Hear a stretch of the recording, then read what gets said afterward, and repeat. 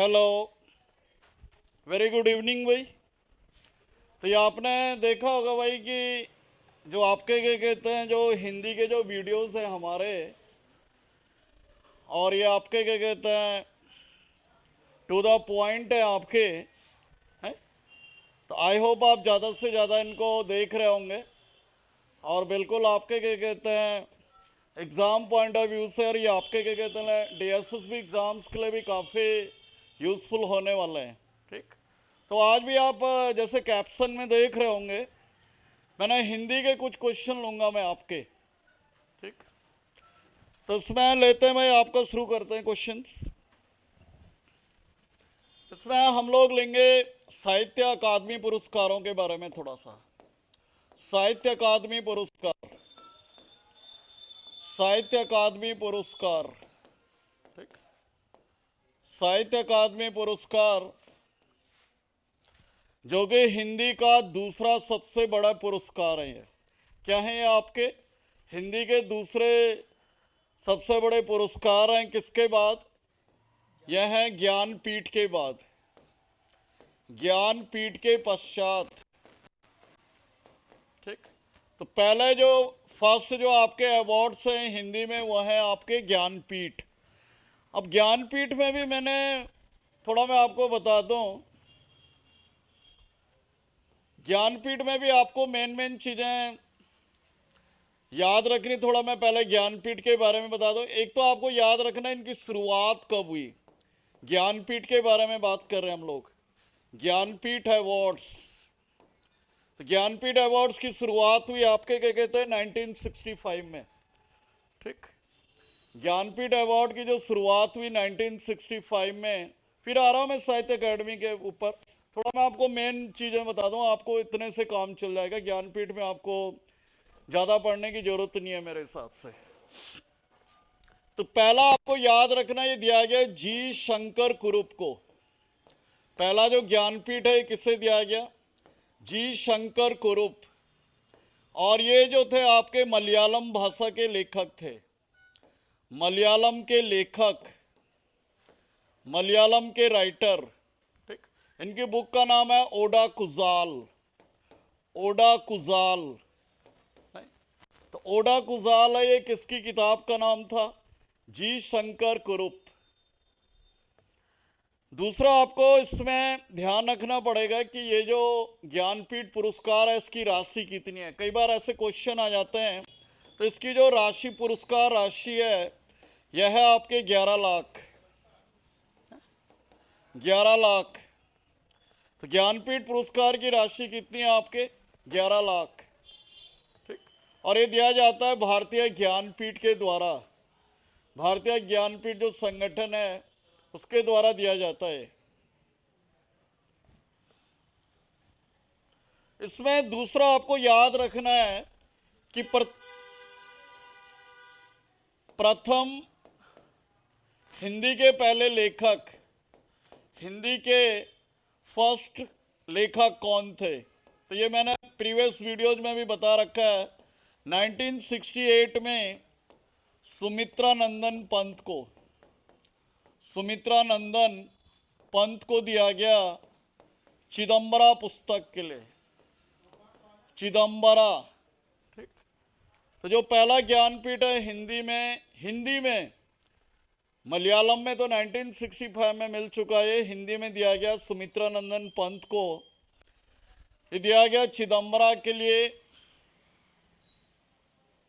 1968 में। हिंदी में दूसरा सेकंड राइटर कौन है? तो ये 1972 में मिलता है रामधारी सिंह दिनकर, रामधारी सिंह दिनकर, रामधारी सिंह दिनकर को, इनकी बुक का नाम है उर्वशी। ये भी कई बार एग्जाम में आता है कि हिंदी में जो है आपका सेकंड ज्ञानपीठ किसे दिया गया? तो ये दिया गया रामधारी सिंह दिनकर को उर्वशी के लिए। एक आपको यहाँ पे याद रखना है कि पहली महिला, पहली महिला, पहली महिला ज्ञानपीठ, पहली महिला ज्ञानपीठ विजेता, तो ये कौन थी आपके? ये थी आपके ये थी आपके आशापूर्णा देवी, आशापूर्णा देवी, और ये दिया गया 1976 में। आशापूर्णा देवी को दिया गया 1976 में, और ये दिया गया आपके बांग्ला के लिए, बांग्ला भाषा में, बंगाली भाषा के लिए, ठीक, बंगाली भाषा के लिए। अगर प्रश्न आता है कि पहली महिला जिसे हिंदी में ज्ञानपीठ दिया गया, जिसे हिंदी में ज्ञानपीठ मिला, तो ये थी आपके महादेवी वर्मा, महादेवी वर्मा 1982 में, और ये बुक का नाम था इनकी यामा। तो महादेवी वर्मा जो थी वो हिंदी में क्या है आपके, पहली महिला है जिनको ज्ञानपीठ दिया गया 1982 में यामा पुस्तक के लिए। अभी आपके क्या कहते हैं, जो यूपी में रेडियो ऑपरेटर का एग्जाम चल रहा था, उसमें एक क्वेश्चन था महादेवी वर्मा के ऊपर कि महादेवी वर्मा की पहली कविता कौन सी है, महादेवी वर्मा की पहली कविता। तो यह है आपके निहार, यह अभी यूपी रेडियो ऑपरेटर में था ये क्वेश्चन, ये इन्होंने लिखी थी 1930 में। तो महादेवी वर्मा की जो पहली कविता है, जो पहला काव्य संग्रह था, ये था आपके निहार, जो कि उन्होंने 1930 में लिखा था।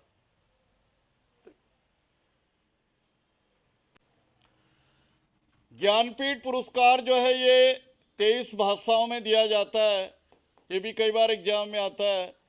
23 में क्या है आपके 22 संविधान की मान्यता प्राप्त भाषाएं, 22 क्या है संविधान की मान्यता प्राप्त भाषाएं, जो हमारे 8वें अनुसूची या 8 शेड्यूल में जो रिकॉग्नाइज लैंग्वेजेज हैं 22, प्लस आपके क्या कहते हैं इंग्लिश। तो इंग्लिश प्लस जो 22 आपके क्या कहते हैं मान्यता प्राप्त भाषाएं हैं 8वें अनुसूची में या 8 शेड्यूल में, उनमें ये आपके ज्ञानपीठ दिया जाता है, राइट। इसमें एक प्रश्न बनता है कि भाई इंग्लिश में पहला ज्ञानपीठ किसे दिया गया, who has been awarded first Jnanpith in English. English में पहला ज्ञानपीठ, फर्स्ट ज्ञानपीठ किसका, इंग्लिश का। तो ये दिया गया 2018 में अमिताव घोष को। अमिताव घोष कौन सी बुक के लिए, the shadow lines, the shadow lines, ठीक। ये भी आप याद रखें, कई बार आ सकता है पेपर में कि पहला ज्ञानपीठ अंग्रेजी में किससे दिया गया। तो ये दिया गया आपके अमिताव घोष को द शैडो लाइन बुक के लिए। तो ये आपके एक क्वेश्चन आप और याद रख सकते हैं इसमें, हिंदी में तीसरा ज्ञानपीठ, हिंदी में तीसरा ज्ञानपीठ, तो ये किससे दिया गया, ये दिया गया आपके हीरानंद सच्चिदानंद वात्स्यायन अज्ञेय को।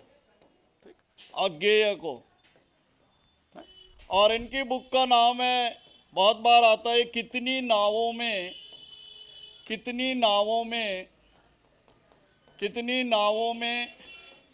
कितनी बार। ये भी कई बार एग्जाम में आता है कि भाई कितनी नावों में कितनी बार बुक के लेखक कौन है। तो ये है आपके अज्ञेय। कई बार अज्ञेय का पूरा नाम आ सकता है, अज्ञेय का पूरा नाम क्या था, तो ये था आपके हीरानंद सच्चिदानंद वात्स्यायन अज्ञेय, ठीक। तो ये थे भाई आपके क्या कहते हैं ज्ञानपीठ जो इम्पोर्टेंट थे। अब मैं अपना जो कोर टॉपिक जो मैंने लेने की सोची है साहित्य अकेडमी है। तो साहित्य अकेडमी की बात करेंगे थोड़ा। अब देखो साहित्य अकेडमी में थोड़ा जज करना मुश्किल है, मैं आपको बता दूं, लेकिन फिर भी मैंने अपनी तरफ से कुछ इम्पोर्टेंट निकाले हैं साहित्य अकेडमी जो आपके हिंदी के हैं। अब जैसे आपको पता होगा कि जो साहित्य अकेडमी पुरस्कार हैं ये कितनी भाषाओं में दिए जाते हैं? 24 भाषाओं में साहित्य अकेडमी जो दिए जाते हैं, 24 लैंग्वेज में। इनमें 22 तो वही हो गए जो संविधान में, प्लस इंग्लिश एंड राजस्थानी। ठीक, तो इसमें दो भाषाएं कौन सी जुड़ जाती हैं एक्स्ट्रा 22 के बाद? एक तो वही हो गया आपके इंग्लिश और दूसरा हो गया आपके राजस्थानी। तो यहाँ पे हमें इंग्लिश या राजस्थानी में थोड़ा कम ही जाना है क्योंकि ये हिंदी का टॉपिक है। तो यहाँ पे हमें ये आइडिया होना चाहिए कि भाई हिंदी में किससे मिला। ठीक, साहित्य अकेडमी की स्थापना की अगर हम बात करें तो ये 1954 में होती है, 1954 में। और पहला जो दिया गया, पहला हिंदी में साहित्य अकेडमी, इसकी राशि भी लिख लें आप, राशि कितनी होती है इसकी? तो इसकी राशि कम है, इसकी राशि होती है 1 लाख। ठीक, साहित्य अकेडमी की राशि कितनी है? इसमें जो आपके पुरस्कार राशि है वह है आपके 1 लाख।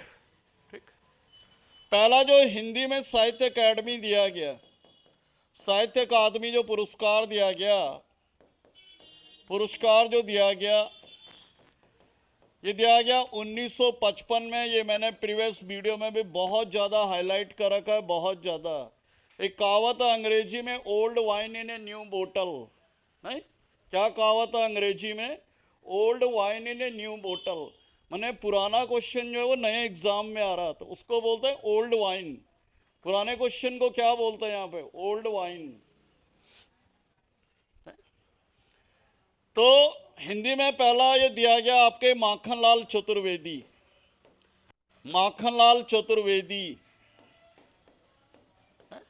तो माखनलाल चतुर्वेदी को दिया गया ये हिम तरंगणी पुस्तक के लिए, हिम तरंगणी बुक के लिए। तो वेरी इंपॉर्टेंट है। तो माखनलाल चतुर्वेदी को दिया गया ये जो इनकी प्रसिद्ध किताब है हिम तरंगणी। बहुत बार पेपर में आए हुए क्वेश्चन है, ओल्ड वाइन जिसे बोल रहा हूं मैं बार बार, ओल्ड वाइन क्वेश्चन है ये। और ये आपको हजम करने आने चाहिए इस तरह के question. You must learn how to digest this sort of questions. आपको हजम करने आना चाहिए इस तरह के सवाल। एक यहाँ पे माखनलाल चतुर्वेदी के बारे में आपको मैं बता दूं, इन्हें जो है हिंदी पत्रकारिता का जनक भी कहा जाता है। माखनलाल चतुर्वेदी को किस नाम से भी जाना जाता है? हिंदी पत्रकारिता का जनक, father of Hindi journalism. Hindi पत्रकारिता का जनक भी कहा जाता है Makhanlal Chaturvedi. Father of Hindi journalism या हिंदी पत्रकारिता का जनक माखनलाल चतुर्वेदी। और जो माखनलाल चतुर्वेदी पत्रकारिता विश्वविद्यालय है, माखनलाल चतुर्वेदी पत्रकारिता विश्वविद्यालय या यूनिवर्सिटी है, यह है आपके कहाँ पे? भोपाल, भोपाल मध्य प्रदेश में, भोपाल एमपी में। ठीक, तो माखनलाल चतुर्वेदी जो आपके क्या कहते हैं यूनिवर्सिटी है, पत्रकारिता यूनिवर्सिटी है, तो यह है आपके भोपाल एमपी में। ठीक है भाई, तो आई थिंक आपकी समझ में आ गया होगा कि पहला साहित्य अकेडमी किसे दिया गया। एक बुक इनकी और याद रखें, कई बार एग्जाम में आ जाती है, खासतौर पर डीएसएस एग्जाम्स में। इनकी किताब बड़ी प्रसिद्ध है, वह है पुष्प की अभिलाषा, है माखनलाल चतुर्वेदी की। तो ये किताब भी आप याद रखें। तो माखनलाल चतुर्वेदी की एक अन्य किताब है, प्रसिद्ध किताब है, वह है आपके पुष्प की अभिलाषा। फूल की इच्छा क्या है भाई, जैसे तुम्हारी इच्छा नौकरी लेने की है, तो ऐसी फूल की इच्छा क्या है, उसमें इन्होंने इस बुक में इन्होंने बता रखा है कि भाई फूल कहता है कि मेरे को उस जगह पे डालना जहाँ से कई वीर लोग गुजरेंगे, है ना। तो इस तरह की थीम है इस बुक की। नेक्स्ट हम लोग आपके क्या कहते हैं, मूव करते हैं अगला उस पे। इसमें अगली किताब है भाई आपका जो इम्पोर्टेंट है, मध्य एशिया का इतिहास। मध्य एशिया का इतिहास, मध्य एशिया का इतिहास। ये हिंदी की किताब है, ये ध्यान रखना, कहीं ये मत समझना कि ये हिस्ट्री की किताब होगी, ये हिंदी की किताब है, मध्य एशिया का इतिहास। और इसे साहित्य अकेडमी मिलता है 1958 में। किसके द्वारा लिखी गई? राहुल सांकृत्यानंद, राहुल सांकृत्यानंद। तो मध्य एशिया की जो नाम की जो किताब है, सारे नहीं पढ़ने इसमें, सारे तो ये आपके क्या कहते हैं कम से कम 70 प्लस में हो जाएंगे। मैं इम्पोर्टेंट ले रहा हूँ यहाँ पे, ये भी ध्यान रखें आप, जो मेरे को लगता है कि हाँ भाई एग्जाम पॉइंट ऑफ व्यू से इम्पोर्टेंट है। तो राहुल संकीर्त्यानंद जो है, ये ट्रैवल राइटर भी कहा जाता है इन्हें। क्या कहा जाता है इन्हें? ट्रैवल राइटर भी के नाम से भी जाना जाता है इन्हें। एक बार आया था क्वेश्चन, माने जो यात्रा वृत्तांत के लिए जाने जाते हैं, नहीं? ऐसे लेखक जो यात्रा वृत्तांत के लिए जाने जाते हैं, तो ये है आपके राहुल सांकीर्त्यानंद। इनकी किताब है वोल्गा से गंगा तक। राहुल सांकीर्त्यानंद की एक प्रसिद्ध किताब है वोल्गा से गंगा तक। अन्य पुस्तक जो है राहुल सांकीर्त्यानंद की क्या है? वोल्गा से गंगा तक। तो ये भी कई बार एग्जाम में आए हुई है कि वोल्गा से गंगा तक किसकी प्रसिद्ध बुक है ये? तो यह है राहुल सांकीर्त्यानंद। वोल्गा जैसे आपको पता ही होगा, रशिया की सबसे लंबी नदी है या यूरोप की सबसे लंबी नदी है ये वोल्गा, है, जो कि आपके कहाँ पे गिरती है? कैस्पियन सागर में। कैस्पियन सागर में गिरती है। तो ये आपके जीके के एंगल से क्वेश्चन। अगला जो हमें बुक मूव करना है भाई, वो है आपके बुक का नाम है संस्कृति के 4 अध्याय। क्या नाम है बुक का नाम? संस्कृति के 4 अध्याय। संस्कृति के 4 अध्याय, ठीक। और ये भी बड़े नामी राइटर हैं हिंदी के। संस्कृति के 4 अध्याय 1959 में साहित्य अकेडमी दिया जाता है और लेखक का नाम है रामधारी सिंह दिनकर, है? रामधारी सिंह दिनकर। तो आप देख रहे हैं, इनको जो साहित्य अकेडमी मिला वो दूसरी किताब में मिला है, संस्कृति के 4 अध्याय में, ठीक। और जो ज्ञानपीठ मिला है ना, अभी मैंने बताया इसी वीडियो में, वो उर्वशी में मिला है, ठीक। तो ये भी आपको ध्यान होना चाहिए कि ज्ञानपीठ कौन सी बुक में मिला हुआ है और साहित्य अकेडमी जो है वो किस में मिला हुआ है, ठीक। नेक्स्ट है भाई आपका कला और बूढ़ा चांद। कला और बूढ़ा चांद, यह भी यूपी रेडियो ऑपरेटर में था question. UP radio operator exam 2024 में था ये प्रश्न। अभी 7 फरवरी को जो पेपर खत्म हुआ, नहीं, यूपी पुलिस के रेडियो ऑपरेटर का एग्जाम जो हुआ था अभी। तो कला और बूढ़ा चांद जो है किसकी किताब है? 1960 में सुमित्रा नंदन पंत की बुक है ये। तो इन्हें साहित्य अकेडमी मिला है। सुमित्रा नंदन पंत, सुमित्रा नंदन पंत। देखो यहाँ पे कई बच्चे कंफ्यूज होते हैं, सुमित्रा नंदन पंत को महिला समझते हैं भाई, ये महिला नहीं थी, ये पुरुष थे, ध्यान रखना है। क्योंकि मैं ऑफलाइन में एक बच्चा मेरे से पूछ रहा था कि भाई ये तो कहीं महिला तो नहीं है। मैंने कहा ये महिला नहीं है, पुरुष है भाई, तेरी तरह है। नहीं, क्योंकि मेरे से ऑफलाइन में एक बच्चा पूछ रहा था जी पहली महिला तो ये होना चाहिए, जबकि पहली महिला कौन है जिनको ज्ञानपीठ मिला हुआ मैंने इसी वीडियो में बताया है, आशा पूर्णा देवी। तो ये भी ध्यान रखें, डोंट गेट कंफ्यूज्ड। हाँ जी, इसमें अगली किताब की तरफ बढ़ेंगे भाई हम लोग। भूले बिसरे, भूले बिसरे, भूले बिसरे चित्र। नहीं, जैसे आपने बचपन में बनाए होंगे अपने चित्र वगैरह, कुछ पेंटिंग्स वगैरह। नहीं, भूले बिसरे चित्र।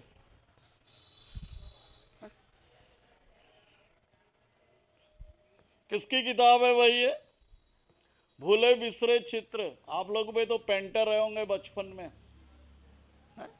तो यह है आपके भगवती चरण, भगवती चरण, भगवती चरण वर्मा।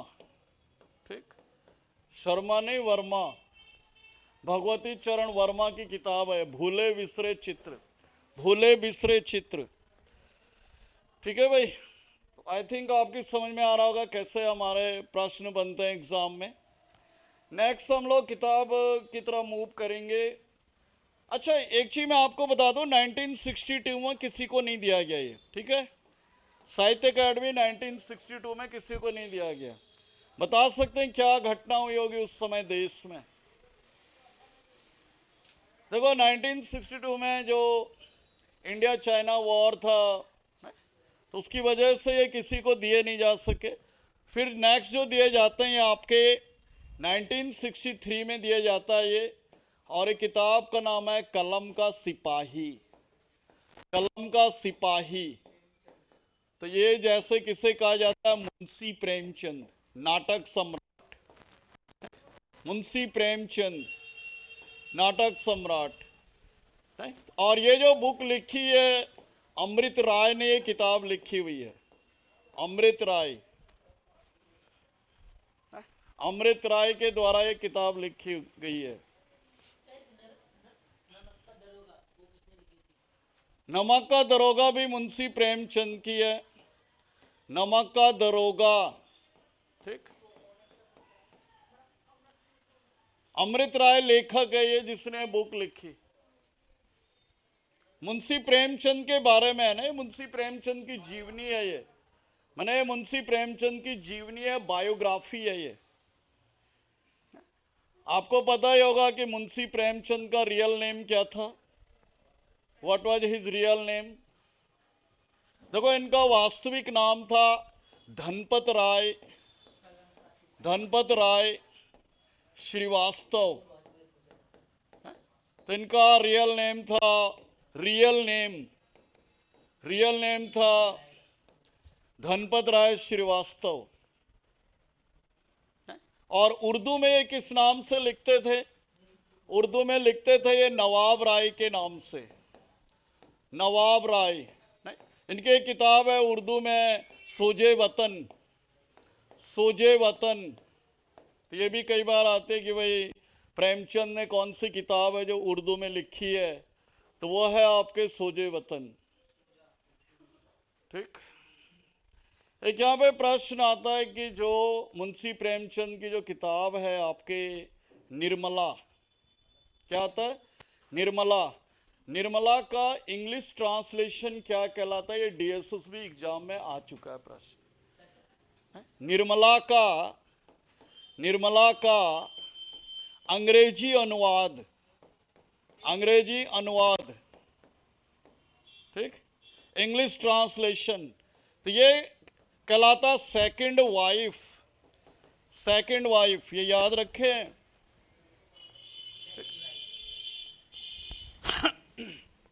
Second wife.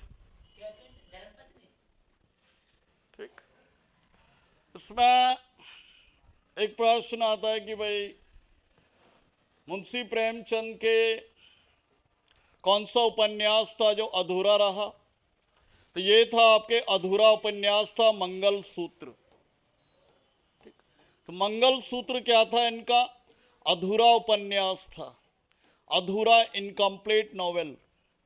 तो बहुत बार एग्जाम में आता है कि मुंशी प्रेमचंद का अधूरा उपन्यास कौन सा था?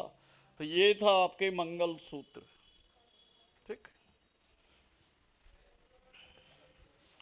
तो ये मैंने मेन चीजें बता दी। बाकी एक प्रश्न यहाँ पे और भी बन सकता है इनके बारे में, कहाँ पैदा हुए थे? तो ये हुए थे लमही, लमही गांव है। कहाँ पे लमही? आजकल वाराणसी। तो ये लमही में पैदा हुए थे मुंशी प्रेमचंद। तो ये आपके लिए काफ़ी वैल्यू एडिशन है ये, और आई थिंक आप हर एंगल से क्वेश्चन को टैकल कर सकते हैं, हर एंगल, हर डायमेंशन। क्वेश्चंस में डाइवर्सिटी लाने का प्रयास किया गया है। हाँ जी, नेक्स्ट यहाँ पे प्रश्न बुक है भाई आपका मुक्ति बोध, वेरी फेमस, माय मुक्ति बोध, मुक्ति बोध। तो ये बुक लिखी गई 1968 में जैनेन्द्र कुमार के द्वारा, जैनेन्द्र कुमार के द्वारा, जैनेन्द्र कुमार के द्वारा। नेक्स्ट किताब आएंगे अमृत और विष, अमृत और विष, बहुत बार एग्जाम में आती है अमृत और विष। तो इसे भाई 1967 में दिया गया भाई, ये ध्यान रखना, थोड़ा थोड़ा सीक्वेंस गड़बड़ा रहा है। और यह है आपके अमृतलाल, अमृतलाल नागर, अमृतलाल नागर की किताब है ये। ठीक है भाई, अगली बड़ी इंपॉर्टेंट किताब है, बहुत ही महा इंपॉर्टेंट। यह है दो चट्टानें, दो चट्टानें। सॉरी, थोड़ा इसको करेक्ट कर लें भाई आप लोग, सन थोड़ा सा सीक्वेंस जरा गड़बड़ा, तभी मैं कह रहा था। ये 1966 है भाई, मुक्ति बोध वाला। ठीक है, मुक्ति बोध वाला ये 1966 है। ठीक, 1966, 67, अब आएंगे हम लोग 1968। तो ये बहुत ही फेमस राइटर हैं हरिवंश राय बच्चन, हरिवंश राय बच्चन। ठीक, तो दो चट्टानों के लिए साहित्य अकादमी दिया गया हरिवंश राय बच्चन को।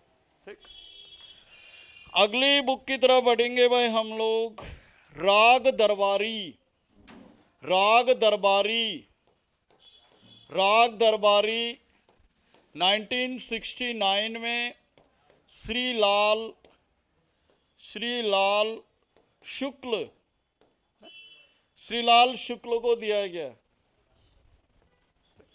इनके एक किताब और भी है, मैं आपको बता दूं, वह है इनके एक बुक और है विश्रामपुर का संत।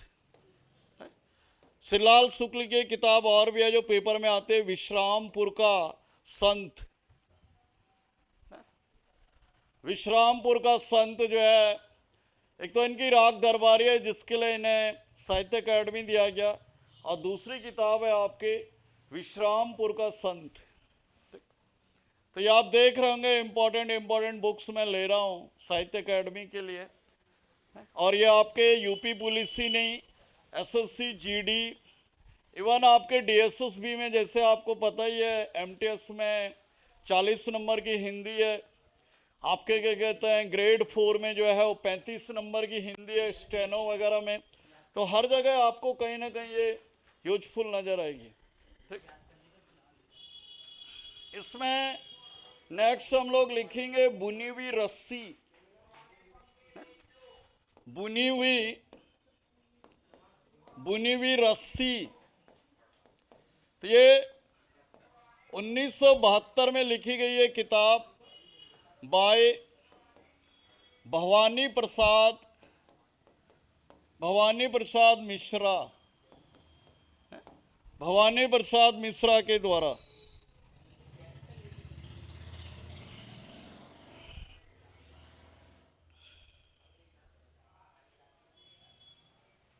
नेक्स्ट, महा इम्पोर्टेंट 7 स्टार, कई बार एग्जाम में क्वेश्चन आ जाता है 7 स्टार।